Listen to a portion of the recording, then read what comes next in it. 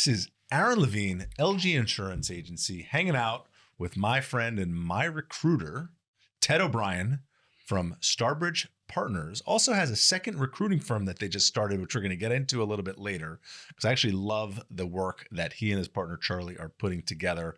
And thank God for good people to work with. That's the whole premise of the podcast, is who you work with matters.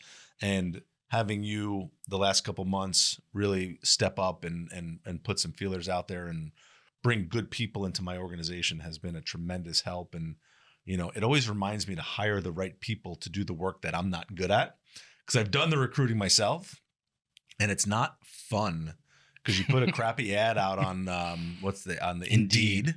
Yeah. Right. And you get crappy responses and you have to sift through them yourself. And then you reach out to people and they don't respond back to you. It's a full-time job. That's why you get paid to do what you do. But it's a full-time job when it comes to recruiting. So I'm glad to have you to talk about what's going on with your newest enterprise and the new focus of what you guys are working on. You have a new website for Proxima Search, and exciting. But who the hell gets into recruiting? Because I'm sick of all the spam that I get on LinkedIn from recruiters. Like, oh, we have a job that might fit your profile. Have you ever thought about getting into insurance ownership? I'm like, you fucking kidding me? I can go all day on LinkedIn spam. Like, I could do a whole episode just on LinkedIn spam. How do you get around that LinkedIn spam, more importantly than anything? How do you get around LinkedIn? Because you're the spammer on LinkedIn. You mean people are hitting you up for jobs? They want me to apply for to their apply jobs. to their jobs. Yeah. Oh, that's interesting. Because I don't have that problem. maybe because I'm listed as owner. I know you're not listed as an owner.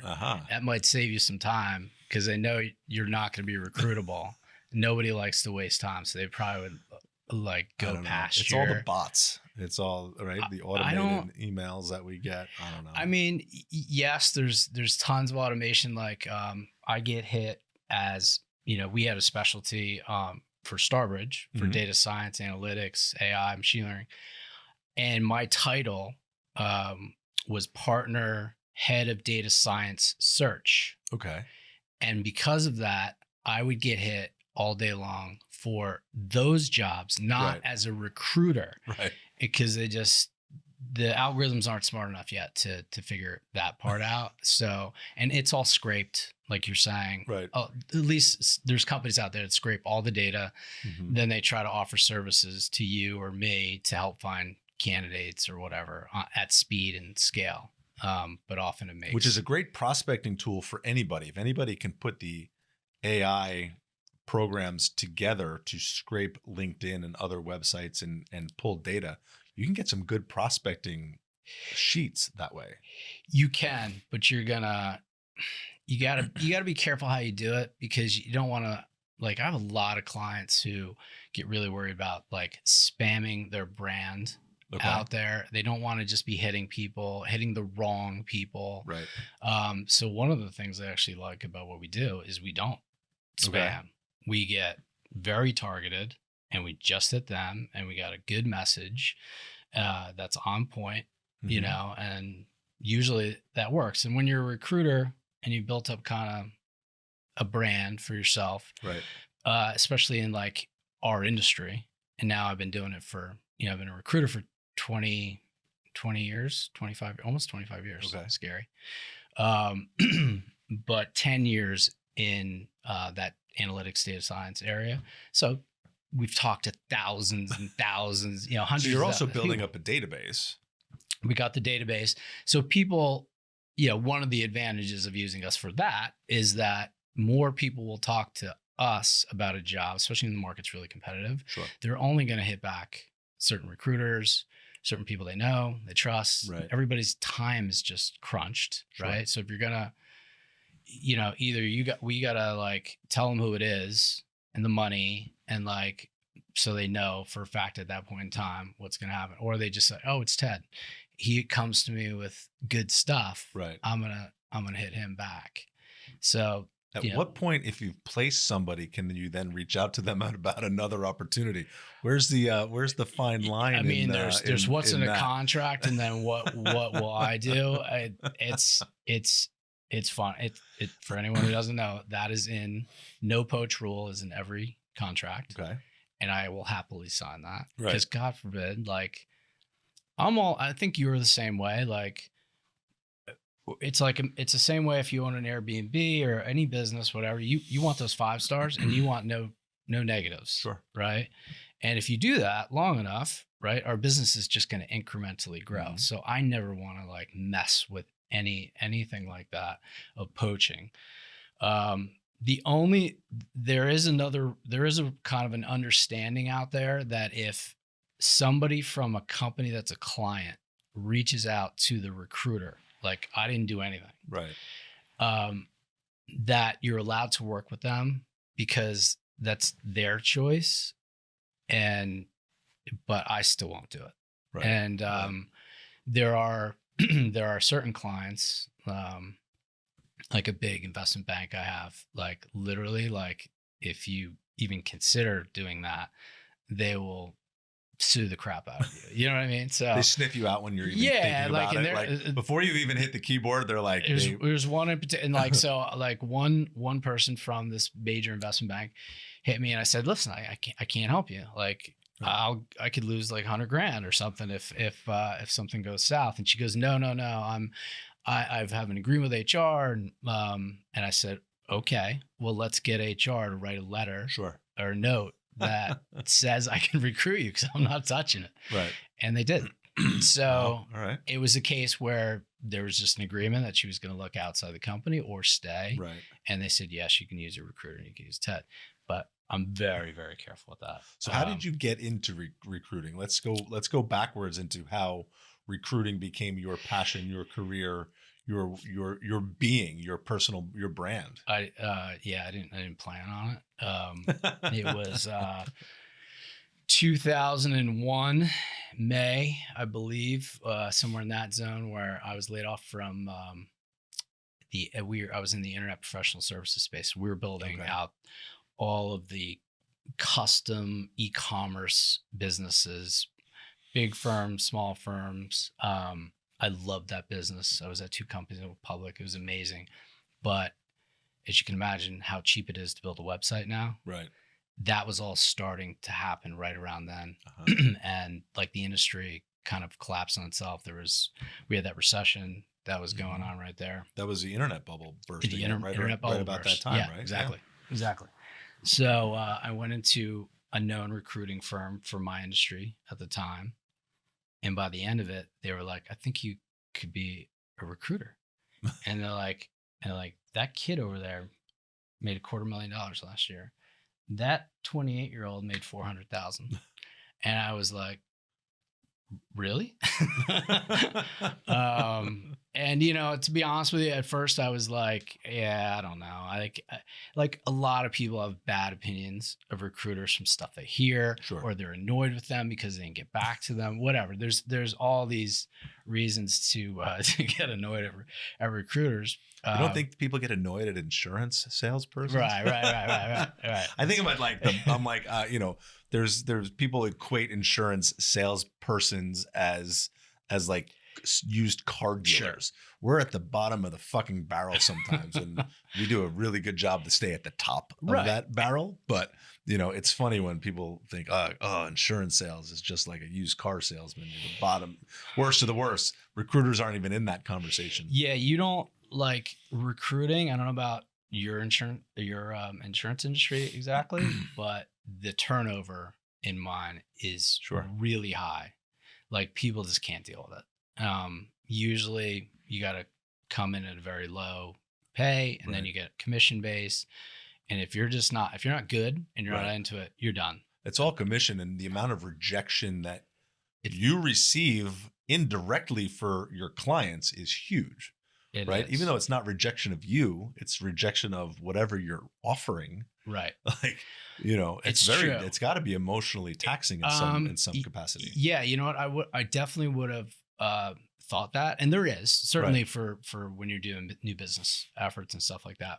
But on the candidate side, I always look at it as I'm coming with something to offer you. Sure. Like I'm offering you something better in theory than am guessing, because I'm going on by the data that you have on LinkedIn or wherever I'm looking, but I'm coming to you with like a nice thing, and you could always be like, no, thanks, like, and so, but on the new business side, you can take a beating, but, and eventually, like the big thing was with the recruiting, what sold me is I always like networking or putting people together. I was always asking people like, what do you do?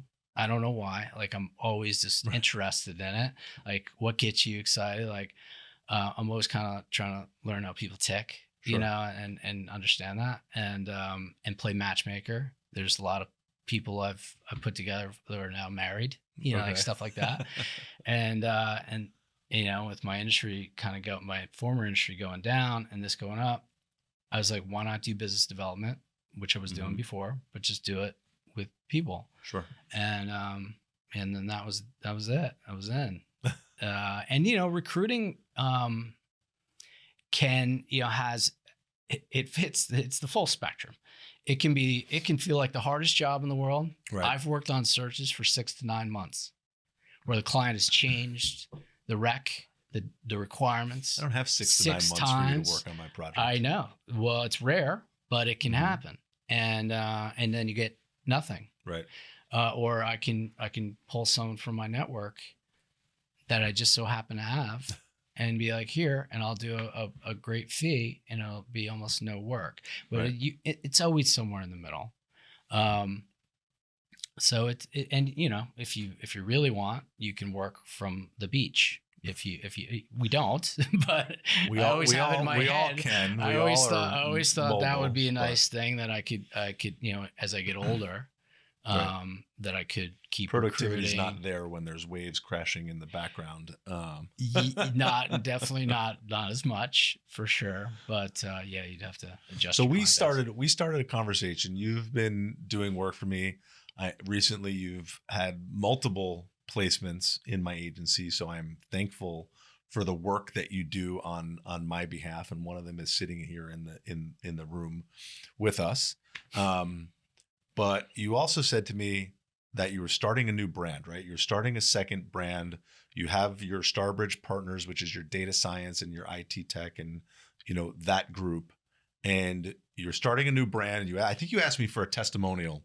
And I'm like, sure, just write it and I'll sign, and I'll sign for it. Because you wanted it to sound a certain way, and it's on the website. I checked it out. It's great. It's perfect. And it's true. But you decided to start another brand. Take me into what this brand is for Proxima Search, and talk about why you started it and what the value is to Proxima using the brand Proxima Search versus Starbridge Partners. Yeah. So it'd be good to kind of talk about the evolution, how it started. So as a recruiter, to stay busy, you always kind of want to stay on the curve of what's going to be hot. Okay. And in theory, like for the next 10 years, I had a taste of that during the internet boom, where it was just like explosive growth. Right. And when I was really a capital markets recruiter for like 10 years, and doing Wall Street. Like analysts, quants, traders, bankers, etc. And that industry was kind of shrinking due to computers and decimalization, all that kind of stuff. So big data starts coming about, and the computers and processing to use it to build algorithms to have what we have today, which is like if you go on Netflix and you have a recommendation engine that's showing you what you should watch for you. Right. That's built by a data scientist that I might place. Right. So there was an explosion of need. Right. And so I built a brand and a focus, a specialty around recruiting that. And it was hard. It took like 2-3 years to learn those positions because it's statistics, it's computer science. There's so much involved in it. But I knew I'd also have a barrier to entry for other recruiters because I'd put in the time. Right. And then I built a brand, like kind of like a lot of content out on Netflix, LinkedIn, Netflix, on LinkedIn. And then the calls started coming in from big companies all over the place. And so as a small company, that was our like way in, because you can't get like as a business, you always want to diversify, right? So I wanted some big clients, some Fortune 500, and I wanted startups because I just enjoy working with them more. So Starbridge had to weigh in with our focus to any company almost. And otherwise, we would have had to go through RFP processes. Well, we were given exceptions. And we were given exceptions at JP Morgan, Bristol Myers, Mass Mutual. You know what I mean? Like big companies that would have been impossible for us to get into otherwise. So we have that niche, but in that specialty, and that's really helped us as a business. But inevitably, we always had clients, and a lot of more startups that people I knew that started them, where if you get a good client as a recruiter, you're a recruiter. And and they give you favorable terms or setup where maybe they put you on retainer, whatever. And so we had multiple firms throughout the years that we were literally doing all their recruiting as a startup, from like maybe their Series B funding where they're going from 50 to 200 people, and we're doing critical roles here and there. You know, me and you have worked together a couple different times. Like I love working also, you know, like with those smaller clients and work with the owners. You feel a little bit a part of, which I miss from the startup days that I had, where I was at the 30th employee or the 50th employee at companies that grew to multiple thousands. Right. And I just love that energy, and I like, you know, being involved, making an impact. Sure. And so, you know, we've done that throughout the years, and to not mess with the Starbridge brand when we're out advertising a lot of kind of random roles for Starbridge that don't really fit. It could be sales, account management, products, operations, you name it.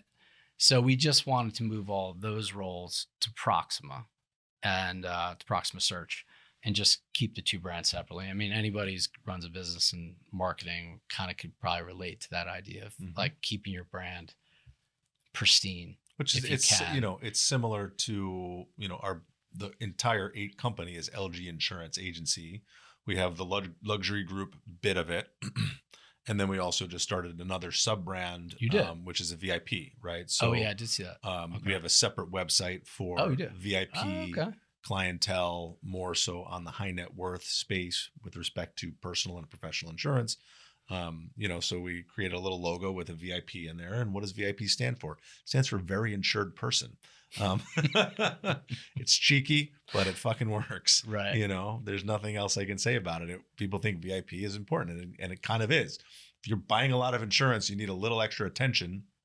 And we want to take those VIP clients and work with their advisors, meet with their attorneys if they want us to meet with their attorneys, make sure the estates are all set up appropriately and the policies match, right? We want to work with your people to make sure that you're set up. And that's not something that's normal.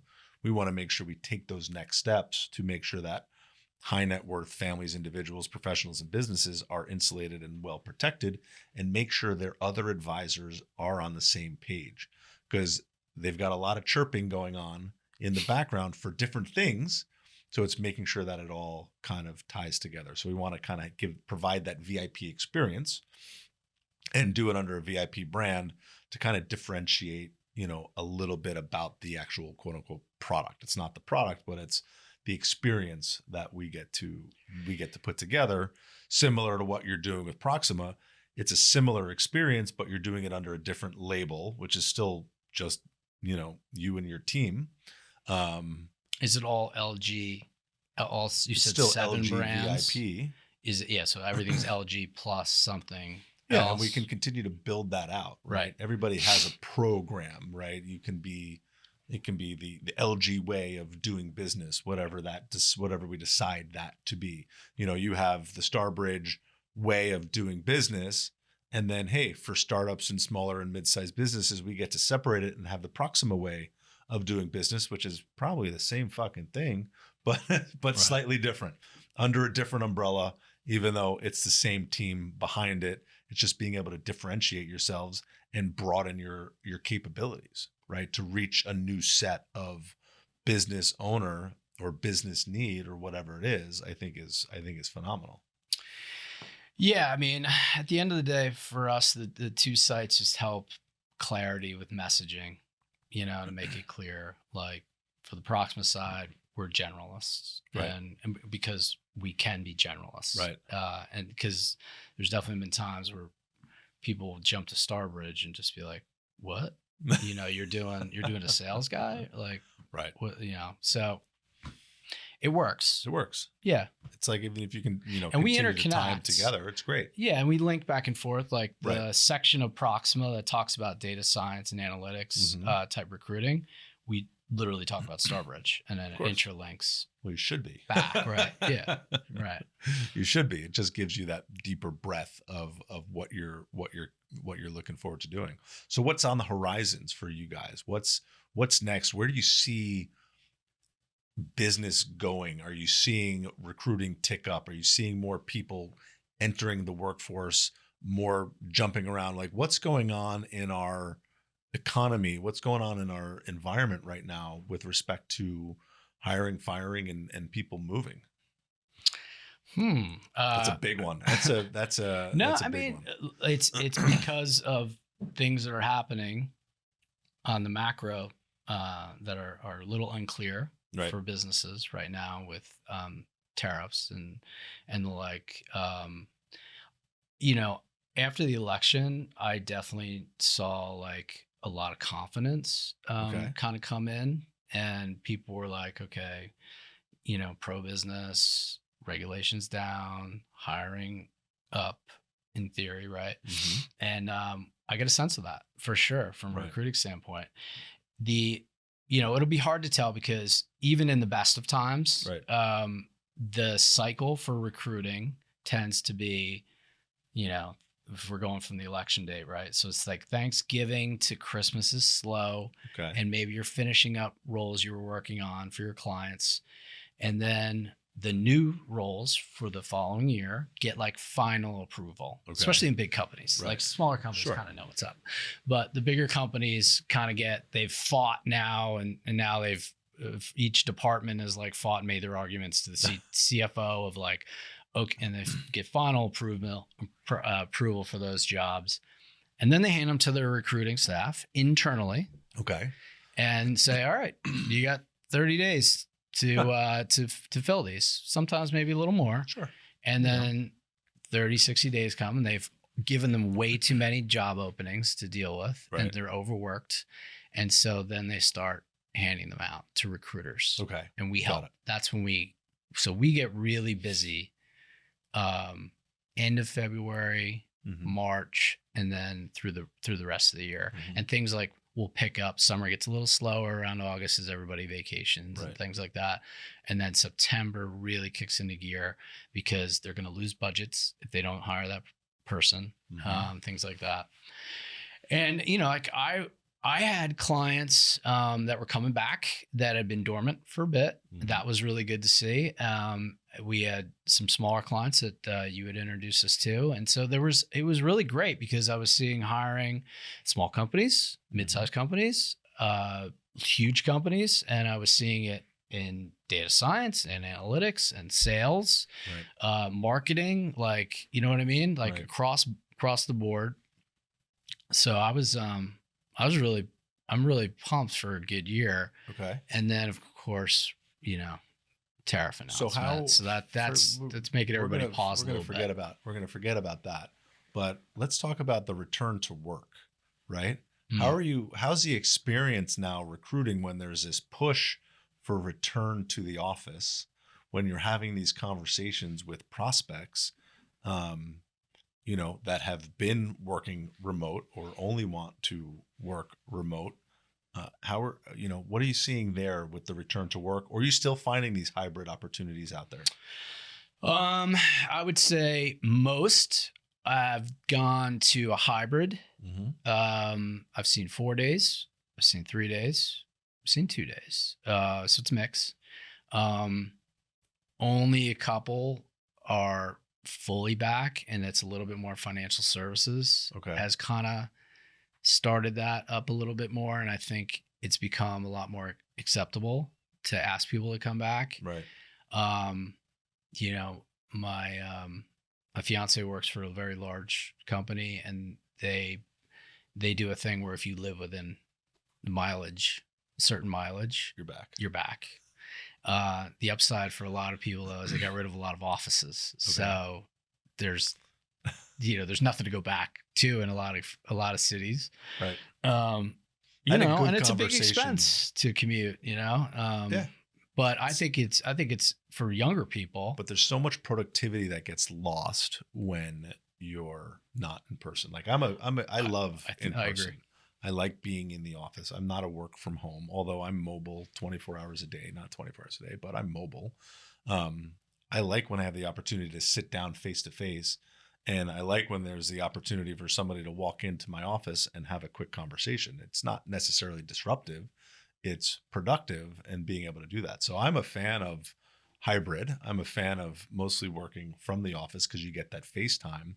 And I think there was one recruit that you sent over our way that wanted to be fully remote, didn't like her current role because they were looking for more advancement. I'm like, you're not going to get advancement if you're stuck in a remote location and just operating in that way. You're going to be stuck in a role and you're going to be looked at as the operator of that role. And that's it. It gets very difficult to advance yourself if you're not home. Like my family used to have a saying of he who's closest to the honeypot gets the honey.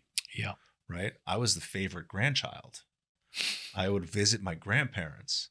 So I always got the honey. Right.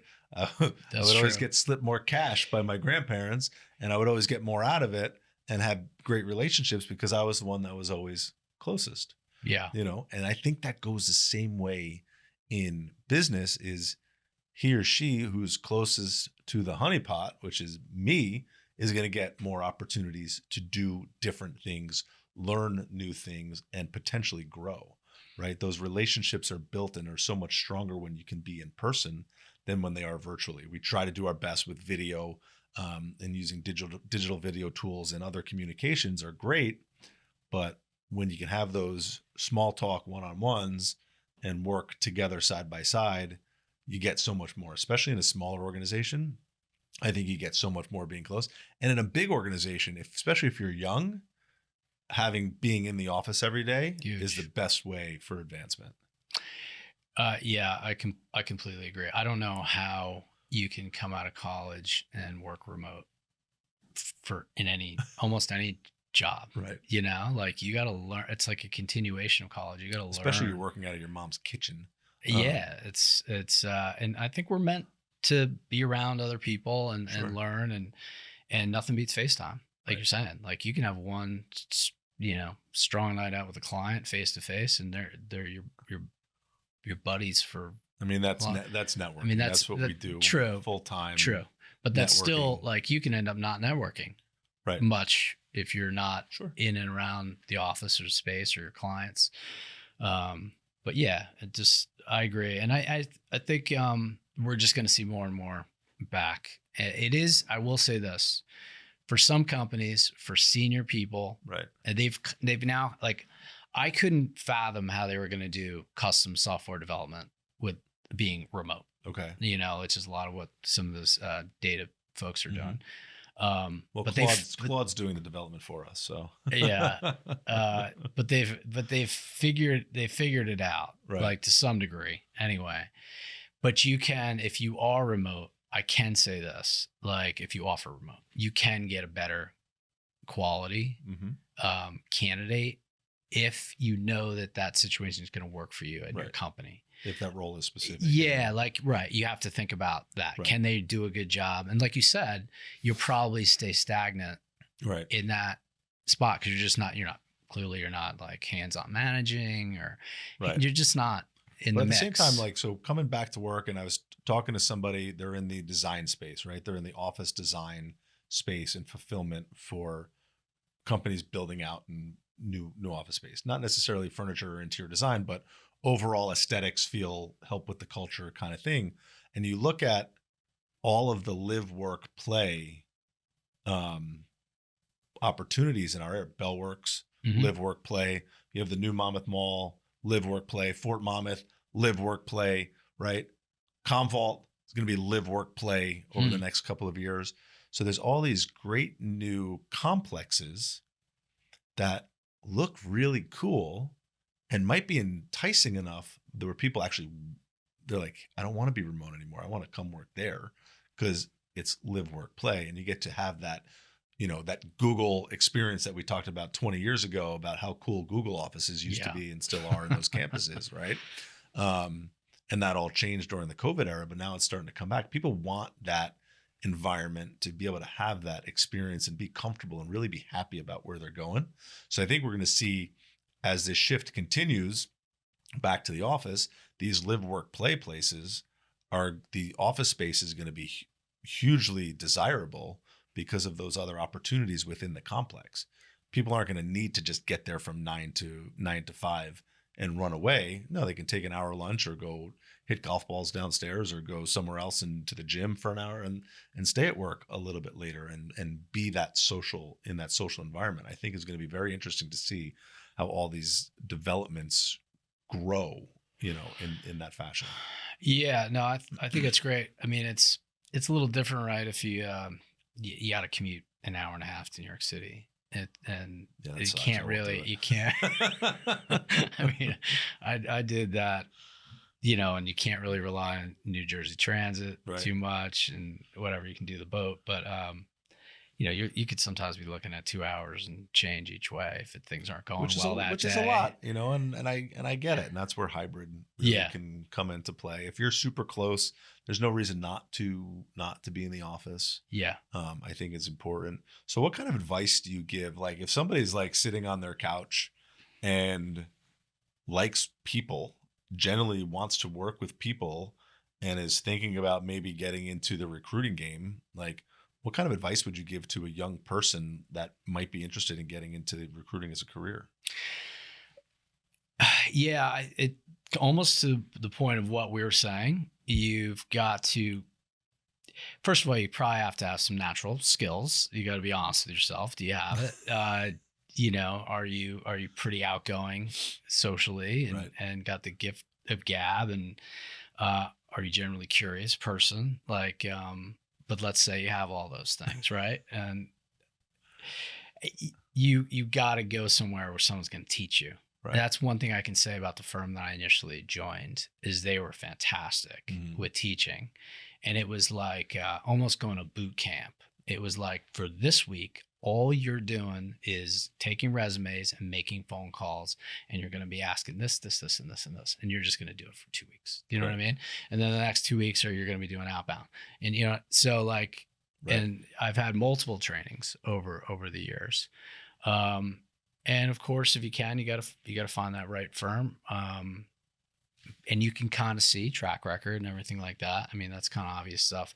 But one thing I can say is that there's tons of recruiting firms. Right. There's a lot of really big ones. But there's tons. Like ours is small. Right. And we can work with anybody. Do you know what I mean? Like, so because of that, there are a lot of firms. Now I would just probably start off with one that probably has something more like 20 recruiters or more. So they have resources, right? And they have time. And if you can get, a lot of them are remote now. So now you got to find the ones ideally that are in an office. But I think to your point on all of this, I think we're gonna be and especially there. It is a cool environment at a good recruiting firm that's like got everybody on the same page. It's that they're good. It has a hum like a trading floor, or it can, especially at certain hours, and that gets you kind of excited to like compete, and do well. So yeah, competitive people are pretty good with that too. We've got a live one. Yeah, no, but a lot of recruiting, you do splits. Right. So like everybody maybe understands it with real estate, usually someone has the buyer and someone else is the seller. Well, that's the way recruiting works. Most of the time you're doing splits. So someone has the client side, someone's applying a candidate. So being in that office, yelling over, not even yelling, it's like a trading desk setup with lots of desks, and you're like, hey Ted, I got this great person I'm going to be putting into this client. Yours is similar. Let's talk it over. Boom, you walk over, chat, done. And then it's that that setup is super ideal for recruiting. That's a great way to learn. So you said there's tons of recruiting firms out there. Mm-hmm. So how does a business owner, how does a mid-size employer, forget the big firms, how does a mid-size employer know who to hire to help with their recruiting needs? Yeah, we're not going to talk about why I hired you. Anybody else. Sure. I mean, do you want to talk about why somebody would even use a recruiter? Is that instinctual? I mean, the why somebody would use a recruiter is the who, right? You need who's to help us do things better. I need to hire a who that's smarter and better at a specific function than I am, so I don't waste my time or spend my time doing that function when my time is better valued doing something else. Okay. Right. So the why I just covered in 12 seconds, but how do we choose? How do you know what recruiter is right for you? Is it based on hiring a recruiter that has a niche, somebody that's specialized like yourself and has that knowledge? Or when it comes to certain businesses, try anybody and see what happens? Yeah, I would say if you can, go to a specialist. Right. And you could probably Google that. I mean, first of all, with recruiters, you don't really know what you're going to get. Right. So networking and calling your friends or people in the industry and asking who they've used and who they like, I would absolutely do that first. Like if I had to hire, believe it or not, recruiters will sometimes use recruiters to find recruiters because we're for the same reason that I'm busy making money doing my deals. I don't necessarily want to stop doing that sometimes to, I can make the calculus that it's worthwhile to use a specialist who knows really good recruiters that would fit my model, fit our focus, and they could find them. I probably would try to do it myself for a week, whatever. But, so I don't necessarily know who the best are, but I would know how to find them by just networking and asking other. I think it's networking and how do you get along, right? What's the relationship look like? And what kind of communication are you having? I think that's the most important thing, right? Is, are they getting on the phone? Are they picking up? Are they doing what they're supposed to be doing? And do you guys vibe well to understand the role and the culture that the recruiter needs to fit? Does the recruiter fit that culture to be able to recruit for that position? I think is super important because culture transcends all of it. Both internally and externally, we want to work with people that we know, like, and trust. Right. But those things you just described are things you'll find out once you start working with them. Before that, though, you kind of have to go on other people's word, or on our website, we have testimonials, and you can click and see who these people are that are making the testimonials to see are they legit, and and then of course you talk to them, and you should probably talk to more than one. You should probably talk to 3 and see who you vibe with, and ask some questions like, who else do you work with in my industry? Have you ever done placements in our industry? Don't feel bad about that. And I don't know if it's helpful, but I could even talk about how do you work with recruiters, and the difference between staffing and recruiting or any of that. Yeah, I think this is probably for people who really never used a recruiter or maybe just limited, but there's really 2 types. One is staffing, and that's those are usually larger companies that provide consultants. You need a Java programmer for 6 months. Right. They're your guy. Now, they often will have a full-time placement subgroup, but most of those companies, that's what they're about. And so they're less. There's people who disagree with me on this, I'm sure, but they're usually less focused on full time. It's just the nature of their business, and they have to have all the infrastructure to pay those consultants, do their insurance, do everything, and then they get a clip on every hour of that consultant's out of the business. The other side is us. It's executive search. It's recruiting, and it's typically the fee structure on that is contingency, is most often contingency, which basically means you don't pay me anything unless you hire a person from me, and you get 90 days to try them out. So it's almost like you can say, well, why not use a recruiter? If you're okay with it works out and paying the fee, and you think you're going to get value from it, you're only going to pay if you're happy. Right. You know, which we've done, by the way, which we've replaced a team member that was not the right fit.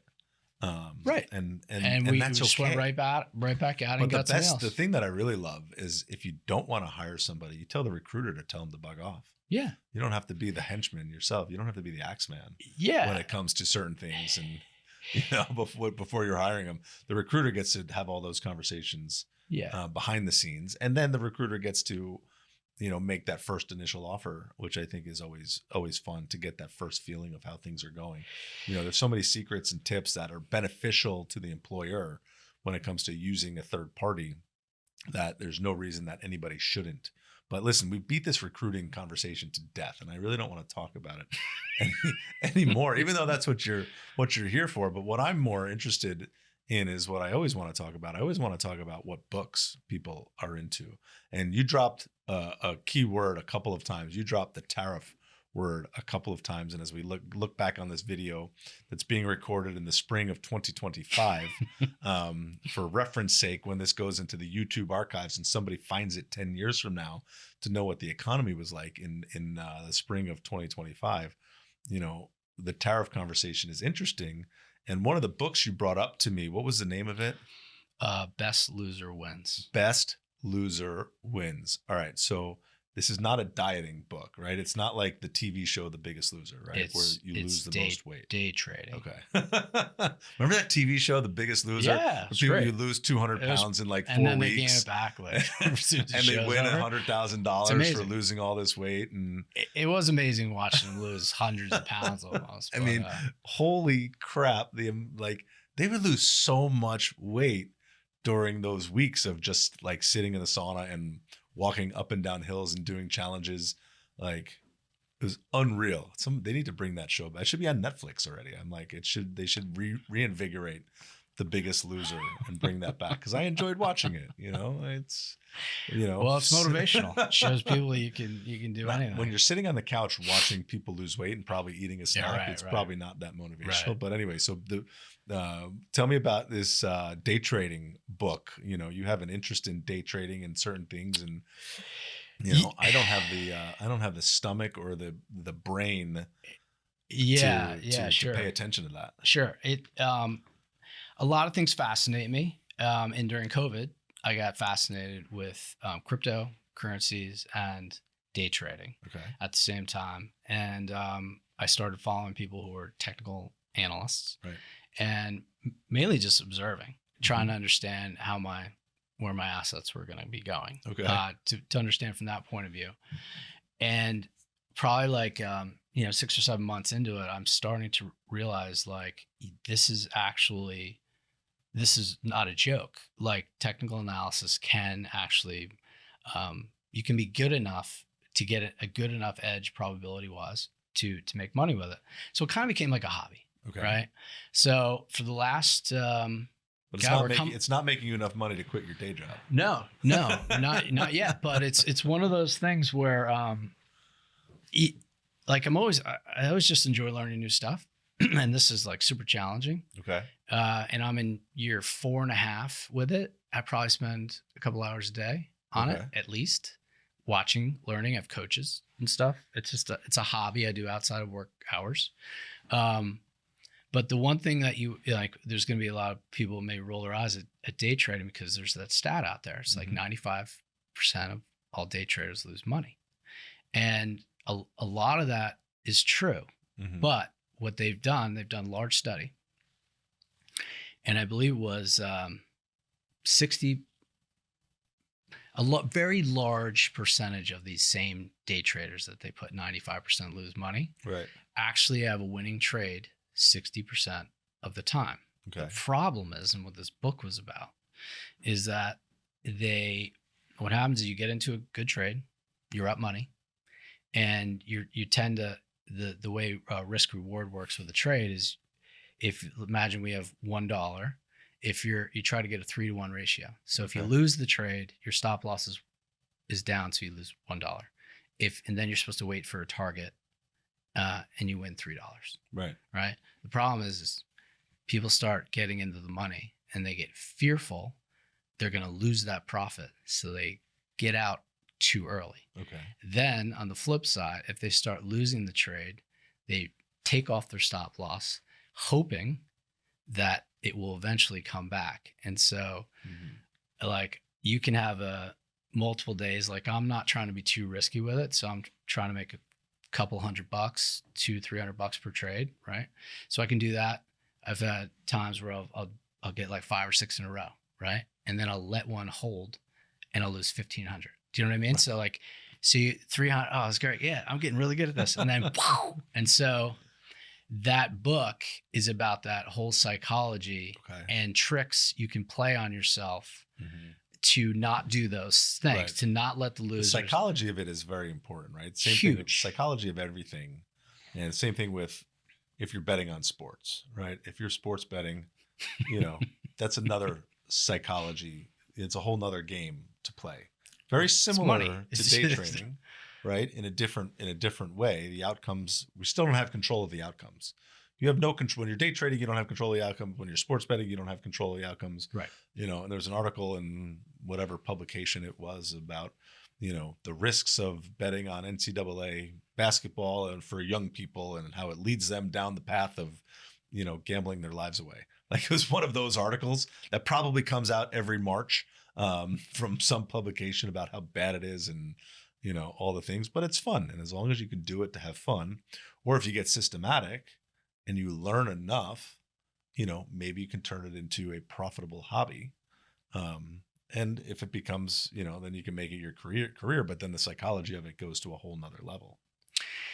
Yeah, I don't know about sports betting and how that, but certainly there's people who do it professionally, you know, and card players and so forth. It really comes down to, like you said, it's like risk management, like discipline. Like you got to know where you have an edge and where you don't, and then you have to limit your loss on each trade, and you got to let your winners run a little bit. And over time, if you have, you know, if you're winning 3 every time you win and you're only losing 1 every time you lose, you can, if you only get 50% of them right, you could still be a very profitable trader. And once you get set, then you size up your bets, so to speak, per trade, and then I can quit. But I won't be quitting. I won't be quitting anytime. For my sake, I hope you don't quit your day job anytime soon.